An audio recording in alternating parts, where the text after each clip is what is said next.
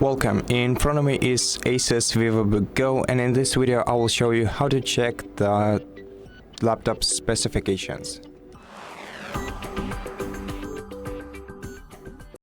So to do that, open the Start menu, go to Settings, then select the System Settings on the list, and then scroll all the way down to About section, and in the About section you'll be able to check the name for each element of your hardware.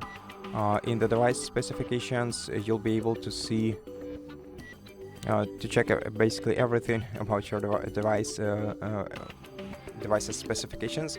You can also see the Windows specifications below, and if you want to monitor your device's specifications in real time, right click the taskbar and select the Task Manager. Now go into Performance section, and in Performance section you'll be able to see CPU, memory, disk and GPU.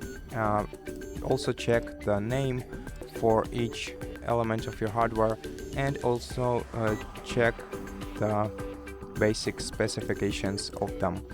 And that's it. Thank you for watching this video. If you liked it, consider subscribing to our channel, leave us a like and a comment below, and I'll see you in the next one.